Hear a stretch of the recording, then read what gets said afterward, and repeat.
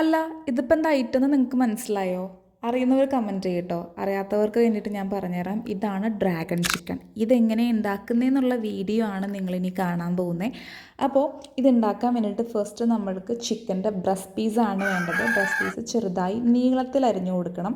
Then നീളത്തിലരിഞ്ഞ chicken marinate ചെയ്യാൻ കോൺഫ്ലോറും ഉപ്പും കുരുമുളക് പൊടിയും പിന്നെ സോയ സോസും കൂടെ മിക്സ് ചെയ്തിട്ട് നമുക്ക് കുറച്ച് നേരം മാരിനേറ്റ് ചെയ്ത് മാറ്റി വെക്കണം. ദെൻ അതിനുശേഷം ഡ്രാഗൺ ചിക്കനിലേക്ക് ആവശ്യമായിട്ടുള്ള മറ്റ് ഇൻഗ്രീഡിയൻസ് ആണ് ക്യാപ്സിക്കം, ക്യാരറ്റ്, വെളുത്തുള്ളി, പച്ചമുളക്.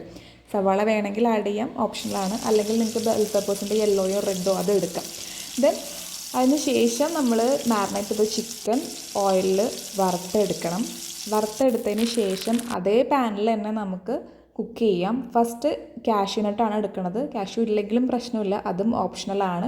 ദെൻ അതിനകത്തോട്ട് വെളുത്തുള്ളിയും പച്ചമുളക് അരിഞ്ഞതും പിന്നെ നമ്മുടെ ഉണക്കമുളക് അതും ക്യാരറ്റും ക്യാപ്സിക്കം ഒക്കെ ഇട്ട് വഴറ്റി കൊടുക്കണം. അതൊന്ന് പകുതി വേവാകുമ്പോൾ ഉപ്പും കുരുമുളക് പൊടി ഇട്ട് ഇളക്കിയതിന് ശേഷം നമുക്ക് soya sauce, tomato sauce, ketchup ഇതെല്ലാം ആഡ് ചെയ്തിട്ട് നന്നായിട്ട് മിക്സ് ചെയ്ത് കൊടുക്കണം. ദെൻ കുറച്ച് വെള്ളവും ചേർത്ത് കൊടുക്കണം. വെള്ളം തിളച്ച് വരുമ്പോഴാണ് നമ്മൾ ഫ്രൈ ചെയ്ത് വെച്ചിട്ടുള്ള ചിക്കൻ ഇടുന്നത്. ദെൻ ചിക്കൻ ഇട്ട് നല്ലോണം മിക്സ് ചെയ്ത് നമുക്ക് വേണമെങ്കിൽ കുറച്ച് പഞ്ചസാര ആഡ് ചെയ്യാം. അതില്ലെങ്കിലും കുഴപ്പമില്ല, നിങ്ങൾക്ക് കെച്ചപ്പും സോസും കുറച്ച് കൂടുതൽ ആഡ് ചെയ്ത് കൊടുത്താൽ മതി. സ്വീറ്റ്നെസ് ഉണ്ടെങ്കിലാണ് ഇതിൻ്റെ നല്ല രുചി, നല്ല ടേസ്റ്റ് വരുന്നുണ്ടായിരിക്കുക.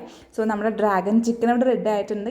ഇനി അലങ്കാരത്തിന് നമുക്ക് കുറച്ച് സെസമൈ സീഡും കൂടെ ആഡ് ചെയ്ത് കൊടുക്കാം. അപ്പോൾ നമ്മുടെ ഡ്രാഗൺ ചിക്കൻ ഇവിടെ റെഡി ആയിട്ടുണ്ട്. അടിപൊളി ടേസ്റ്റാണ്. നിങ്ങൾ ട്രൈ ചെയ്ത് നോക്കുക. എന്നിട്ട് നിങ്ങളുടെ അഭിപ്രായം കമൻറ്റിൽ പറയുക. നിങ്ങൾക്ക് എന്തായാലും ഇഷ്ടപ്പെടും.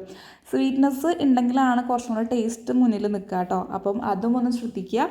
അപ്പോൾ അത്രയേ ഉള്ളൂ. ബൈ.